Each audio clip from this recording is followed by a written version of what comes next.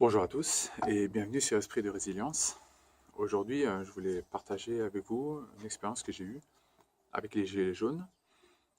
C'était à Morlaix, le 1er février 2019. C'était la première fois que je défilais ensemble avec les Gilets jaunes. C'était une expérience assez intéressante et vraiment enrichissante pour moi. Bon, je sais que ça faisait assez longtemps que je n'avais pas fait de vidéo. Je voulais, voilà, aujourd'hui, donner mon expérience sur ce qui s'était passé. Les Gilets jaunes, en fait, j'en avais déjà entendu parler quand j'étais à l'étranger et je suivais de loin ce qu'ils faisaient.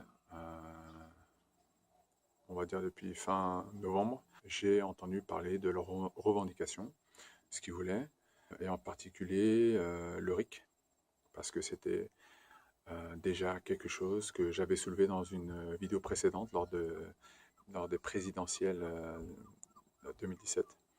C'était un des points du programme de Marine Le Pen que j'avais supporté jusqu'au débat entre elle et Macron.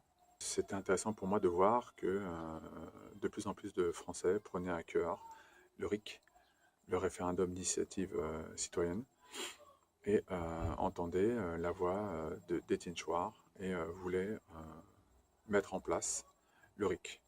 Malgré que le gouvernement, évidemment, dise que oui, bon, ben, les gilets jaunes, ils ont d'autres préoccupations que celles-là.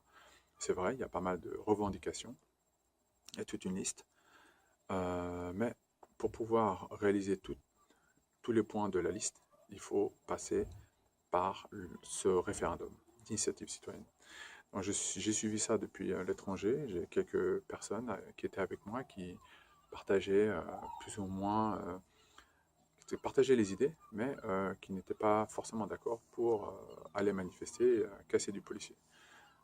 Ça, c'est une des choses dont je me suis rendu compte, c'est qu'en fait, les gilets jaunes, dans la très grande majorité, ne manifestent pas pour casser du policier. Ça, c'est clair et net. Donc hier, je suis allé pour la première fois à une manifestation des Gilets jaunes. La première impression que j'ai eue en rencontrant les gens, c'était de voir qu'en fait, c'était des gens comme moi, des gens simples, des gens qui avaient des idées, qui avaient des préoccupations, comme moi, des Français qui en ont marre de toutes les bêtises que le gouvernement veut bien leur faire avaler et qui pensent que par l'action, on peut réellement changer les choses, en dehors du fait que voilà, on ait le droit de vote. En parlant avec ces gens, je me suis rendu compte aussi que avec ces personnes, la liberté d'expression était totale. On pouvait être totalement en désaccord sur certains points. Il y avait des personnes qui supportaient Mélenchon, il y avait sûrement des anarchistes, il y avait peut-être des personnes de droite aussi, mais on était tous unis pour se battre contre la politique d'Emmanuel Macron, qui, nous le savons, n'est ni de droite ni de gauche, comme il le dit. Il fait partie du parti des banques. D'accord. C'est un ancien de Rothschild. Et tout ce qu'il veut mettre en place, ce sont toutes les mesures que les Rothschild veulent voir en place pour pouvoir asservir de plus en plus la population française et qui plus est la population mondiale. Mais on reste dans le cadre français. Il y a une autre rencontre que j'ai faite hier. C'était avec les forces de l'ordre pour la première fois. Juste avant d'arriver à Morlaix, en fait, on s'était fait arrêter par la gendarmerie qui avait fait une fouille en règle de tout le convoi des Gilets jaunes qui se rendait là-bas. Et moi, qui me suis préparé, parce qu'on m'avait bien dit que voilà, les CRS chargeaient, tapaient, il y avait des meurtres de civils, il y a des civils qui ont été mutilés à cause des armes que les CRS utilisent et que Castaner impose à la police d'utiliser contre les manifestants. Je m'étais préparé en achetant un casque pour protéger ma tête et un masque pour me protéger des gaz. Or, les deux choses que j'avais achetées justement pour me protéger m'avaient été confisquées par la gendarmerie en disant très gentiment, voilà, ça peut être utilisé comme projectile. Alors je vois pas comment un masque en coton pourrait être utilisé comme projectile pour blesser des CRS qui sont en uniforme complet avec matraque, pistolet et bouclier. Ah, je vois pas comment je pourrais leur faire du mal avec ça. Et ils ont réquisitionné mon casque en disant que ça pourrait aussi être utilisé contre comme projectile. Ça m'a fait rire parce que parmi les personnes qui avaient un casque, personne à aucun moment ne les a utilisés comme projectile. C'était plutôt pour se protéger des flashballs, se protéger des fumigènes, se protéger contre les matraques de la police. Donc, j'aimerais savoir si le fait de confisquer du matériel pour se défendre est ou pas illégal. Est-ce que c'est une procédure légale ou pas de la part des gendarmes? En plus de la gendarmerie, quand nous sommes arrivés à Morlaix, nous avons rencontré les CRS. Donc ça, c'était la première fois. Du point de vue tactique, on va dire qu'ils étaient bien plus avantageux que nous parce qu'ils étaient en hauteur. Ils se trouvaient au sommet de la ruelle et tout en haut se trouvaient deux fourgons de CRS avec un dispositif de barrière avec voilà, les CRS qui bloquaient la rue, quoi. Nous, on devait remonter la ruelle et donc d'un point de vue stratégique, ils avaient l'avantage sur nous. Au départ, c'était très calme. Nous étions là pour monter et aller pacifiquement jusqu'à la sous-préfecture. Nous sommes arrêtés à la barrière. Nous avons essayé de demander au CRS de s'allier à nous pour contrer Macron et ses directives. Et évidemment, parmi les gilets jaunes, la tension est montée, probablement parce que voilà, les événements des semaines précédentes avaient attisé la colère de certains contre les policiers. Ça, je peux très bien comprendre. Voir que les policiers utilisaient la force avec une telle violence pour essayer de mater la répression. Et je peux comprendre que certaines personnes en avaient gros. Je pense qu'aussi, l'alcool aidant, les manifestants ont commencé à jeter des bouteilles vides de bière sur la police. Et la police, évidemment, a riposté en chargeant et en gazant la foule. J'ai été touché au visage. C'est la première fois que j'ai eu de l'expérience avec la lacrymo. Et bon, c'est vrai que ça picote un petit peu, ça il faut le dire. C'est désagréable aux poumons, c'est désagréable à la vue, on voit rien du tout. Et je remercie vraiment le dispositif des médecins, des infirmiers qui venaient pour tout de suite nous éclabousser le visage avec une solution pour que les effets du gaz lacrymogène se dissipent le plus rapidement possible. Apparemment, il y a eu un blessé côté CRS, peut-être le médecin, qui a été blessé au visage par un éclat de verre. Ça, j'en suis désolé, j'en suis navré. Mais comme j'essaie de leur dire, voilà, il y a des blessés de notre côté, il y a des blessés de votre côté. Ce sont des dommages collatéraux. Et c'est exactement ce que le pouvoir veut, qu'on se tape sur la gueule et que eux, ils n'ont rien, mais nous, on subit. Certains ont commencé à allumer un feu. Apparemment, un gilet jaune assez bourré est tombé dedans, il s'est blessé. Voilà, voilà, il y a des cons partout, on va dire. Il a voulu attiser le feu en mettant quelque chose dedans, il a trébuché, je pense qu'il est tombé dedans. Donc les pompiers sont arrivés, il a été secouru rapidement. Mais juste avant le feu, ou pendant que les personnes allumaient un feu, en fait, il y a eu un gilet jaune qui avait reconnu parmi la foule un RG. Donc un RG, c'est une personne qui s'occupe voilà, des renseignements généraux, voilà, qui parlait avec un gilet jaune. Ce gilet jaune l'a reconnu en tant que RG. Il lui a dit de ne pas s'inquiéter, qu'il ne serait pas filmé, mais voilà, qu'il voulait juste le raisonner ou en parler avec lui, quoi. Et de fil en aiguille, d'autres gilets jaunes se sont rendus compte que cette personne en question était un RG. Il y a eu environ 10 personnes qui ont essayé de le tabasser, de le lyncher. Le gilet jaune qui parlait avec le RG s'est entreposé pour que le RG puisse partir. Et ce gilet jaune s'est fait taper la gueule. Donc je trouve ça dommage que voilà, une foule haineuse peut-être, une foule qui a la rage, veuille s'en prendre à une personne pour le lyncher, limite le crucifier publiquement, quoi. Je comprends voilà, que les gilets jaunes ont la haine de la police, pour certains, ils en ont marre des exactions policières, mais il y a d'autres moyens de réagir. Cette personne qui a essayé de tenter, qui a réussi à empêcher ce RG de se faire tabasser la gueule, à la fin de la mobilisation, est allé voir les CRS pour leur dire ce qu'il avait fait. Je pense que son acte était héroïque quand même. Les CRS lui étaient remerciants, mais ce gilet jaune leur a clairement fait comprendre qu'il n'était pas là pour les soutenir.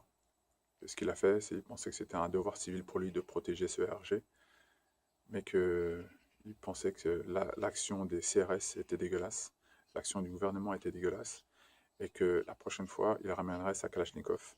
Moi, je suis complètement d'accord avec lui. Et je voulais remercier encore cette personne pour son acte de bravoure. Donc la manifestation, en fait, on était d'abord parti d'un grand parking et on a traversé la ville jusqu'à la sous-préfecture de Morlaix, située à Morlaix.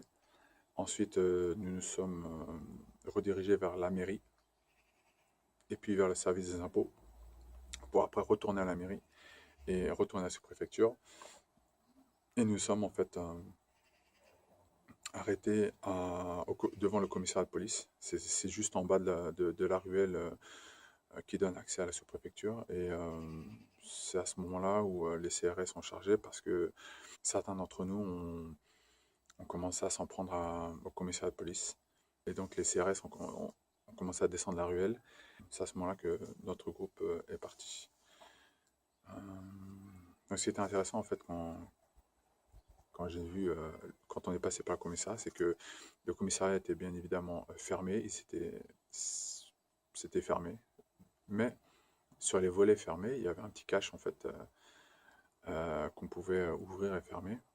Et je pense que c'était des policiers qui se trouvaient à l'intérieur et qui nous regardaient. Voilà, ils étaient en fait séquestrés, ils s'étaient séquestrés à l'intérieur de leur commissariat. Et ils regardaient les gilets jaunes passer et quelquefois ils nous prenaient en photo. Donc moi, dès que j'ai vu ça, j'ai alerté tous les gilets jaunes autour de moi. On disait, regardez, regardez, ils nous regardent, ils nous observent. Et je pense que au moment où on est revenu à la sous-préfecture, c'est peut-être ça qui a attisé la colère des gilets jaunes. Donc voilà, un petit peu ce qui s'est passé à Morlaix hier. Je pense qu'il y avait entre 2000 et 3000 personnes. Donc qu'est-ce que j'ai appris de cette expérience hier? Déjà une chose, c'est que le mouvement était trop vite dispersé. Peut-être c'est dans le but d'affaiblir le mouvement, parce que on était à la sous-préfecture, on est redescendu à la mairie, puis au service des impôts, parce qu'on avait entendu, parce que les organisateurs de Morlaix avaient entendu qu'il y avait des casseurs qui s'en étaient pris à la mairie.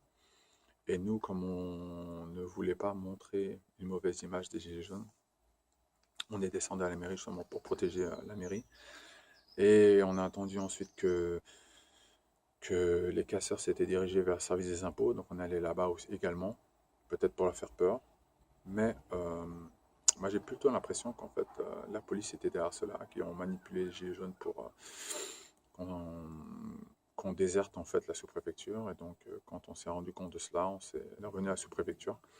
Et c'est peut-être en sachant ça que les personnes ont commencé à être vraiment en colère et à s'en prendre au commissariat de police, tout simplement. Je pense que sincèrement, soit c'est la BAC, soit c'était les policiers qui ont donné de fausses informations pour disperser la foule. Et dès lors qu'on a quitté la sous-préfecture, bon nombre de personnes étaient déjà reparties. Ce qui était aussi très intéressant, c'était de voir que la population morlaisienne avait complètement déserté leur ville. Elles étaient parties. Il n'y avait personne au centre-ville quand on est arrivé. Aucune voiture. Il y avait quelques commerces qui étaient ouverts. Je ne dirais pas lesquels parce qu'apparemment, ils avaient ordre de fermer boutique. Mais la population morlaisienne n'était pas là. Donc, d'après les bruits qui couraient, c'était le sous-préfet qui avait fait un arrêté où il avait donné un avis en disant voilà, la population devait partir de telle heure à telle heure. Et ce qui était intéressant, c'est que au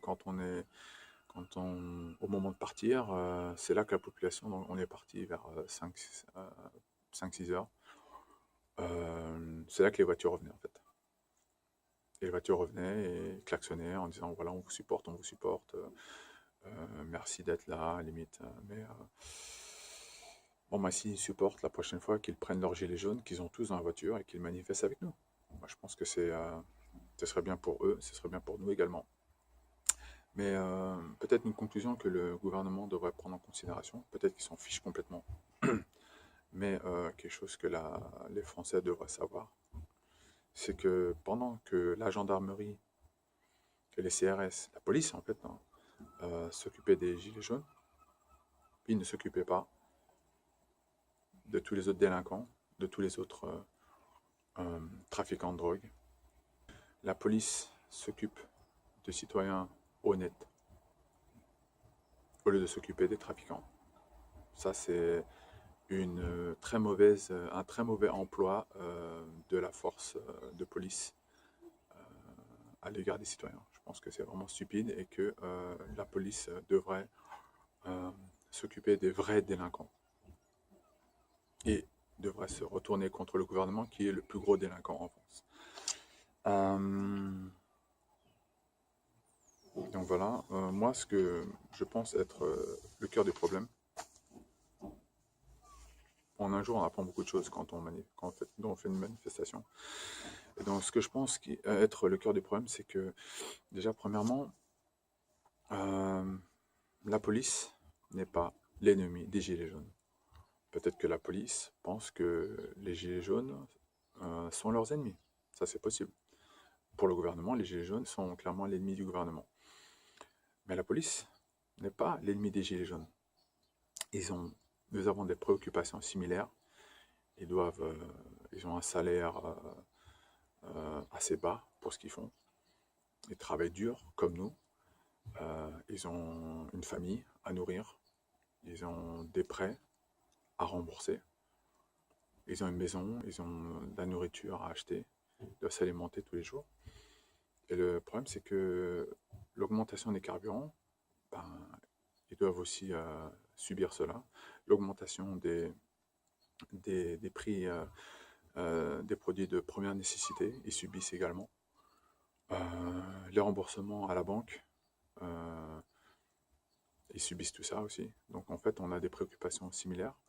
La discussion est possible, parce que avant qu'ils n'utilisent les fumigènes contre nous et après, moi-même j'ai discuté avec quelques CRS, le dialogue est possible.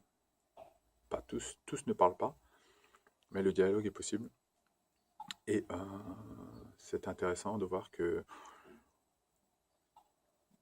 voilà, on peut quand même discuter, sachant que le problème, c'est que le malaise n'est pas seulement palpable chez les Gilets jaunes, avec les personnes qui sont décédées lors des manifestations, les blessés, les mutilés, mais le malaise est aussi chez les policiers. En 2018, je pense qu'il y a eu 32 suicides parmi le personnel de police et 9 suicides parmi les gendarmes.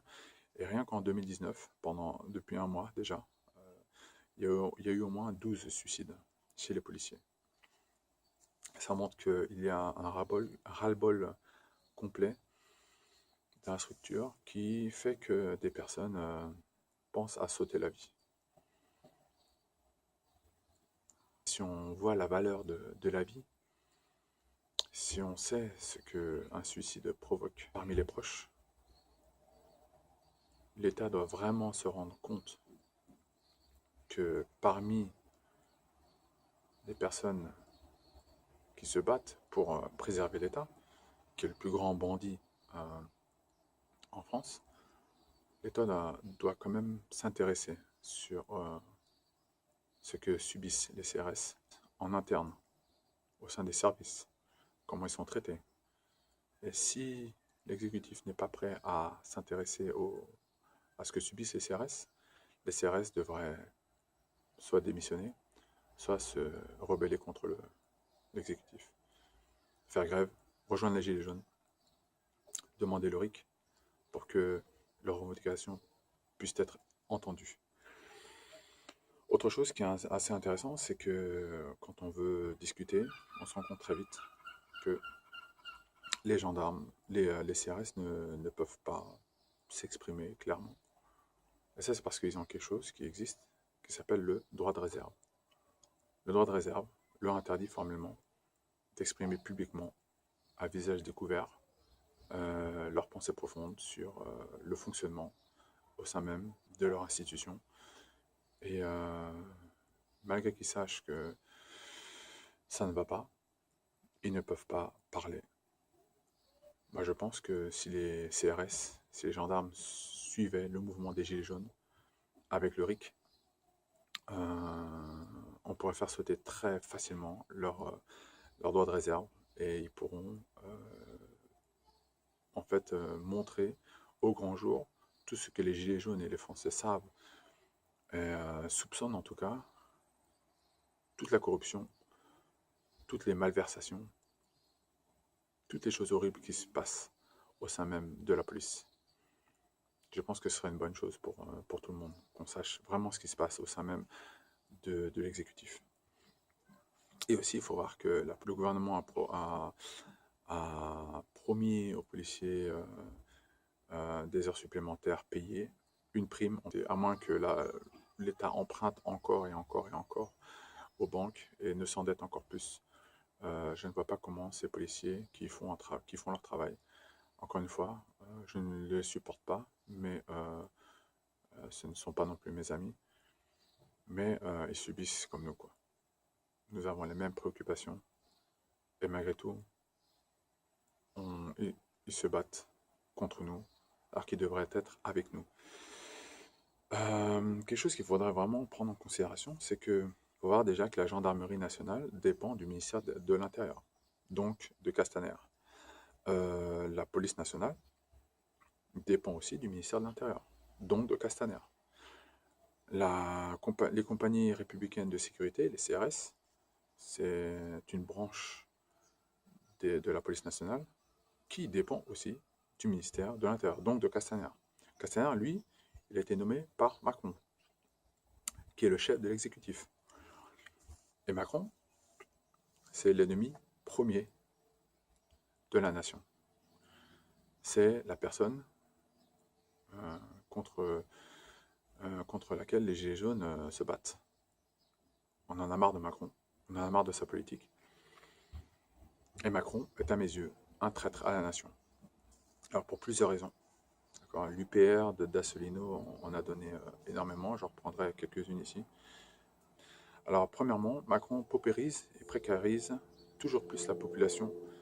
Il veut faire en fait éclater la classe moyenne, ce que les communistes ont réussi à faire en Russie et en Chine, afin de créer une petite élite qui dirige tout et de faire que la population s'appauvrissant davantage, toujours plus, en faisant en sorte que la classe moyenne paye de plus en plus, toujours plus d'impôts.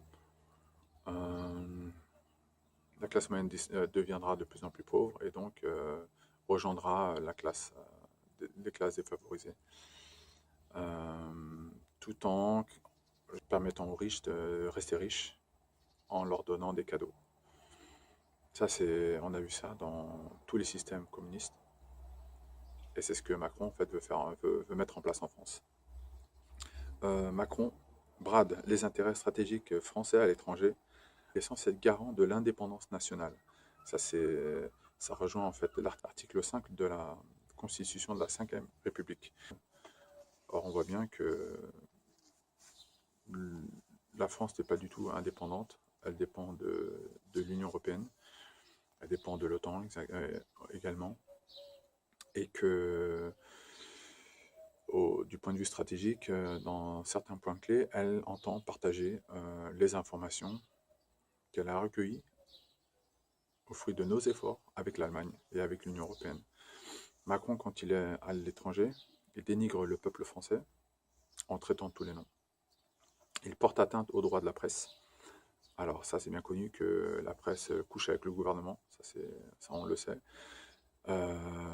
C'est une des raisons pour lesquelles les Français ne croient pas du tout à ce que les médias leur disent. Il a fait voter une loi anti-fake news, alors qu'il est le premier à mettre des fake news en permanence. Macron a programmé la destruction de milliers de communes en disant que voilà, le fait de regrouper les petites communes en une plus grosse communauté de communes, ça allait être moins cher, alors qu'en fait ça va coûter beaucoup plus cher à la collectivité. Et cela va affaiblir la démocratie au niveau local. Parce que les Français auront de moins en moins de possibilités de parler et de contredire les élus locaux. Macron sabote également notre indépendance nationale. Alors avec le traité d'Aix-la-Chapelle, Merkel a réussi à obtenir un siège permanent au Conseil de sécurité des Nations Unies aux côtés de la France. Quelque chose que les Alliés, après la Seconde Guerre mondiale, n'ont pas voulu que cela se fasse. Maintenant, cela est possible. Il y aura un futur partage de la force de frappe nucléaire avec l'Allemagne. Ça veut dire que l'Allemagne n'a pas besoin de dépenser un seul sou pour pouvoir utiliser notre arsenal nucléaire. Et si l'Allemagne serait en froid avec un pays, elle utiliserait nos ogives, alors que c'est nous qui avons fait les tests. Évidemment, bon, beaucoup de Français sont en colère parce que nous avons saccagé la planète à cause des essais nucléaires. L'Allemagne n'aura pas du tout ce genre de problème. Elle n'aura pas le prix à payer pour l'utilisation de ces ogives, mais en bénéficiera grandement. Et avec ce traité d'Aix-la-Chapelle, il y aurait la création d'une assemblée parlementaire franco-allemande. Ça veut dire qu'on aurait une assemblée commune. Et tout ce que... Moi, je pense que voilà, il y aura beaucoup d'élus allemands qui vont décider qu'il y aurait telle loi qu'il faudrait mettre en application. Et les parlementaires français, s'ils sont d'accord parce qu'ils ont la même pensée politique, les mettront en place et les Français subiront les conséquences sans qu'on puisse faire grand-chose en fait. Macron entend transférer presque la totalité de la souveraineté française à l'Union européenne et donc à l'Allemagne. Ça fait partie du traité d'Aix-la-Chapelle, mais ça fait aussi partie de la pensée des européistes, en voulant faire de l'Europe la future puissance et en voulant faire disparaître les nations qui s'y trouvent, dont la France. Donc Macron, pour toutes ces raisons et pour bien d'autres raisons encore, Macron doit démissionner, sinon être destitué ou être déchu de ses fonctions, puis condamné pour abus d'autorité et haute trahison envers la nation. Le gouvernement ne prend pas en compte les considérations du peuple, parce qu'il est pacifique, parce qu'il est pacifiste. Et c'est ça le problème. Les Gilets jaunes doivent comprendre ce qu'est l'usage de la force. Si on veut prendre une situation de Mao Tse-tung, dans les années 20, le pouvoir politique est au bout du canon d'un fusil. Et ça, tous les globalistes le savent. Donc, quand ils réussissent à faire main basse sur le gouvernement, ils utilisent la force armée, donc la police, les CRS, la gendarmerie, quitte à même utiliser les soldats, l'armée, pour mater la population quand elle se rebelle contre toute revendication qui toucherait à la légitimité du pouvoir. D'où l'usage abusif des gaz lacrymogènes et autres armes qui ne sont pas censées être déployées devant la population, mais qui l'est malgré tout, et qui fait des morts et des mutilés. J'aimerais aussi rajouter une citation qu'aurait dite George Washington. L'État n'est pas la raison, ni l'éloquence, c'est la force. Et la force, comme le feu, est un serviteur dangereux et un maître épouvantable. À aucun moment, on ne devrait le laisser commettre des actions irresponsables. Or, on se rend compte que maintenant, le gouvernement est devenu ce maître épouvantable dont parlait George Washington. Il est devenu le despote que nous haïssons. Il est devenu la bête à abattre. Pour pouvoir avoir notre liberté, il faut pouvoir faire en sorte que le gouvernement reprenne sa place de serviteur. Le gouvernement doit nous servir. Si ce n'est pas le cas, il n'est pas légitime et il doit être abattu. Macron, c'est le chef de l'exécutif et c'est le chef des armées. On a déjà vu que grâce à François Hollande, sous François Hollande, avec Manuel Valls, on a vu ce qui s'était passé avec l'affaire Dieudonné.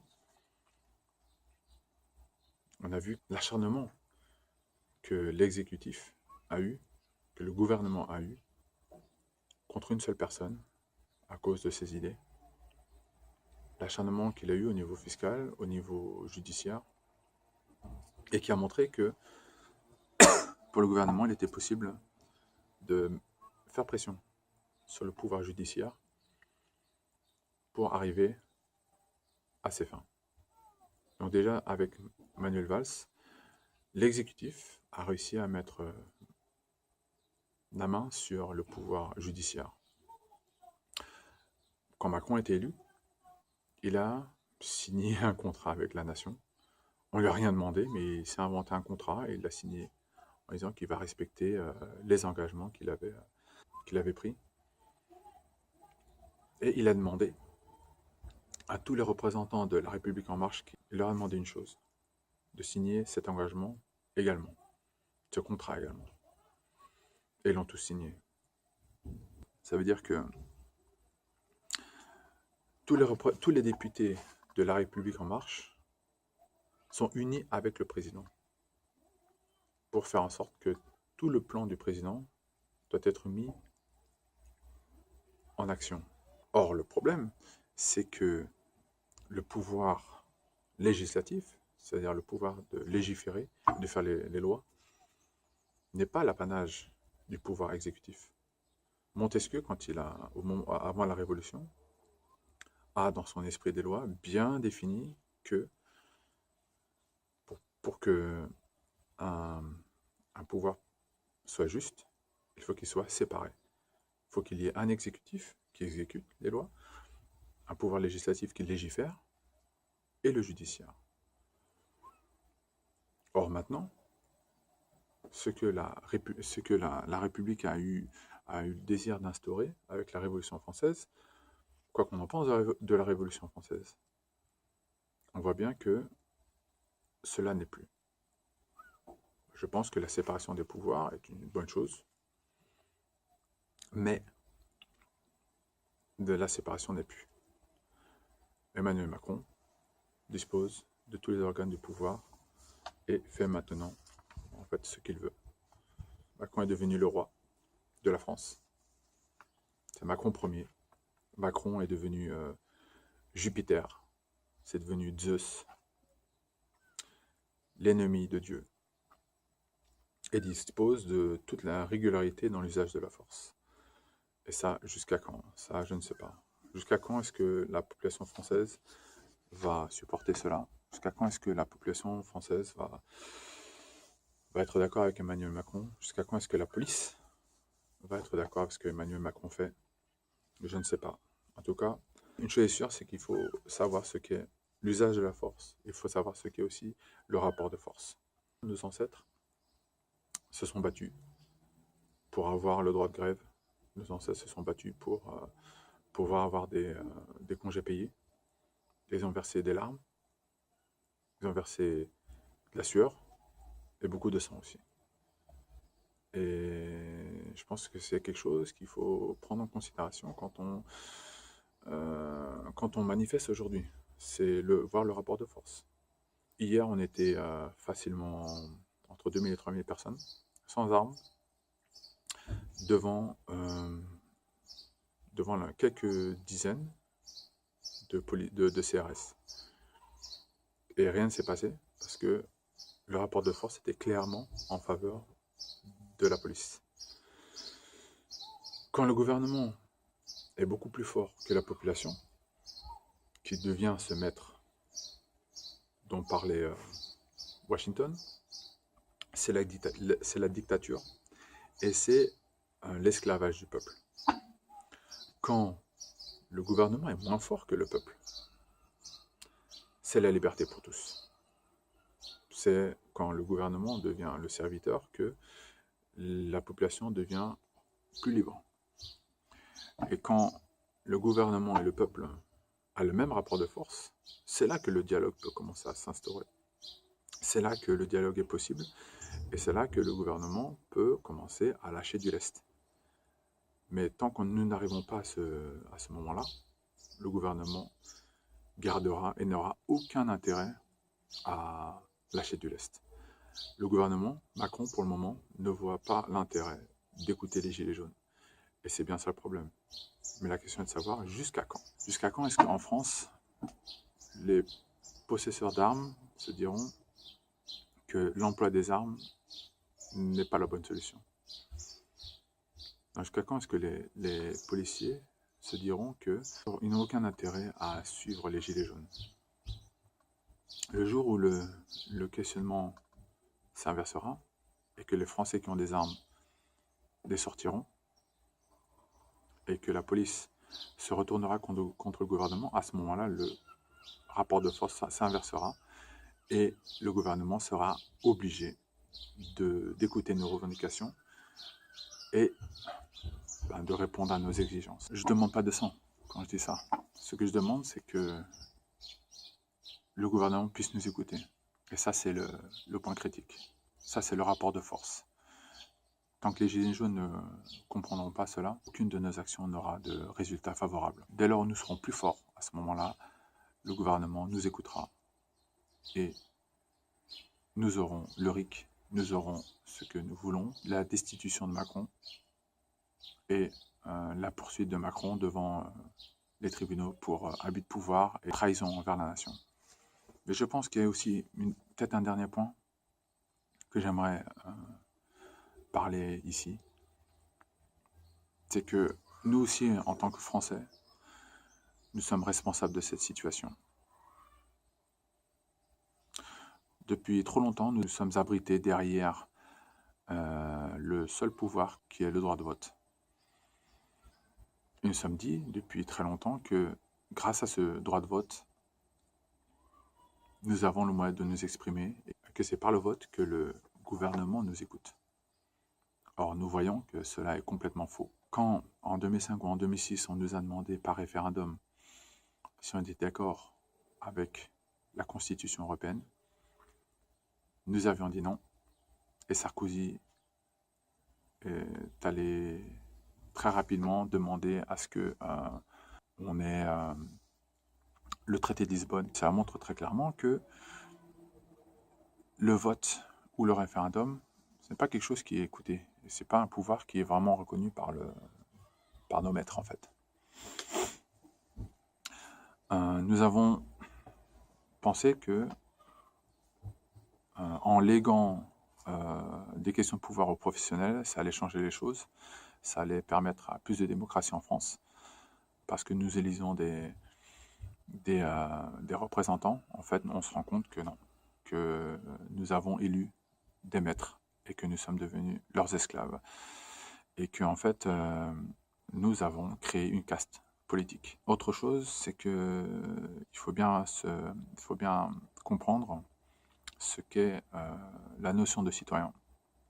Parce que nous sommes tous censés être des citoyens. Quand les Grecs parlaient de citoyens, dans leur démocratie, les citoyens représentaient en fait 10% de la population à Athènes. 90% de la population étaient en fait des esclaves. Quand on parle d'esclaves, ce n'est pas forcément les personnes qui étaient fouettées comme les hébreux en Égypte. Non, c'était des personnes qui travaillaient, qui n'avaient pas de droit de revendiquer quoi que ce soit dans la vie de tous les jours, mais qui travaillaient. Ils n'avaient pas le droit d'aller à la guerre. Ça, c'était l'apanage des citoyens. Mais c'est tout. Ils travaillaient et ils gagnaient assez, juste assez pour vivre. Ou pour survivre. C'est tout. Un citoyen, à Athènes, c'était une personne qui avait obligation d'aller à la guerre et qui avait, de fait, tous les droits de participer à la vie politique de la cité. Ils allaient à l'agora, ils allaient au Parlement, ils allaient au théâtre, Ils allaient dans les bains publics pour se rencontrer, pour discuter de politique. Et c'était ça un citoyen. C'était ça un citoyen.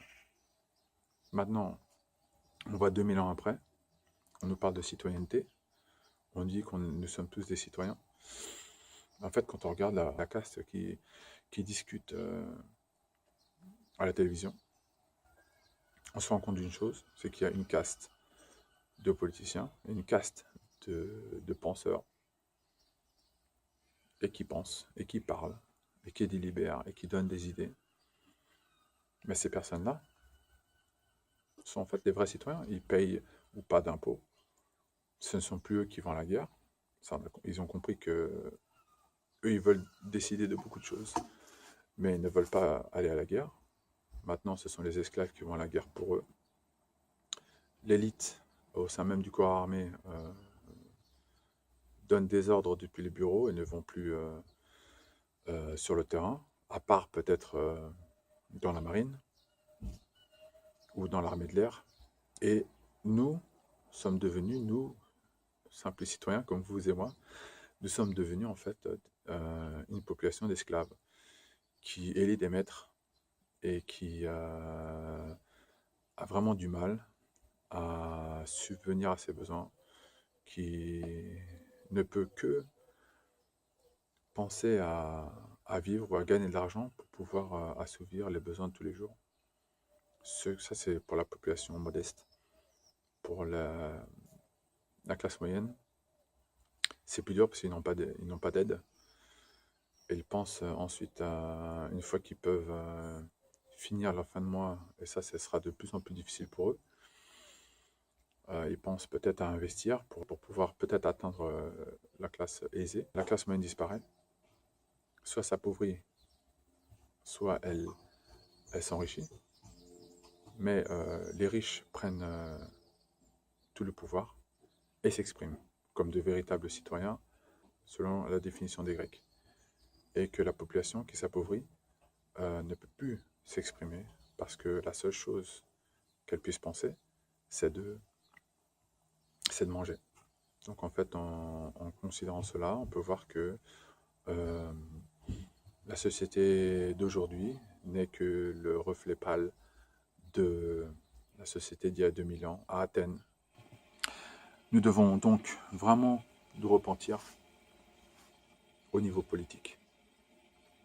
Reconnaître nos erreurs, reconnaître que nous avons été dupés, que nous avons cru que derrière le vote, on pouvait élire des représentants et non des maîtres, alors qu'en fait c'est l'inverse qui est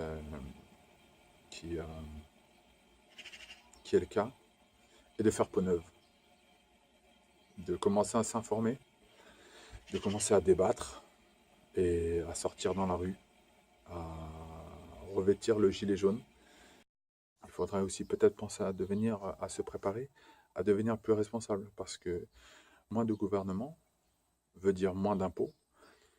Ça veut dire aussi peut-être moins d'aide qui viendrait du gouvernement. Alors à ce moment-là, il faudrait peut-être demander à la société civile, aux citoyens, de pouvoir créer de nouveaux réseaux d'échange et d'entraide pour pallier à ce que le gouvernement ne pourra plus donner comme aide à la population, et de devenir de plus en plus sérieux au niveau politique, à vraiment réfléchir et pas voter en fonction des circonstances pour une personne plutôt qu'à une autre. Et je pense que en se repentant de la sorte, nous pourrons vraiment devenir des citoyens responsables et des citoyens, des êtres politiques qui auront vraiment un impact important sur les prises de décision et sur l'avenir de la population française. Donc voilà pourquoi je suis avec les Gilets jaunes. Voilà pourquoi je pense que le travail des Gilets jaunes doit continuer. Voilà pourquoi je pense que la police doit travailler avec nous.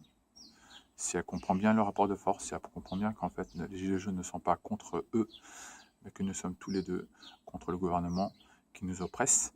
Et ce gouvernement-là n'est qu'en fait le pantin des Rothschild, et que les vrais ennemis, au-delà de Macron, sont les ennemis de l'ombre,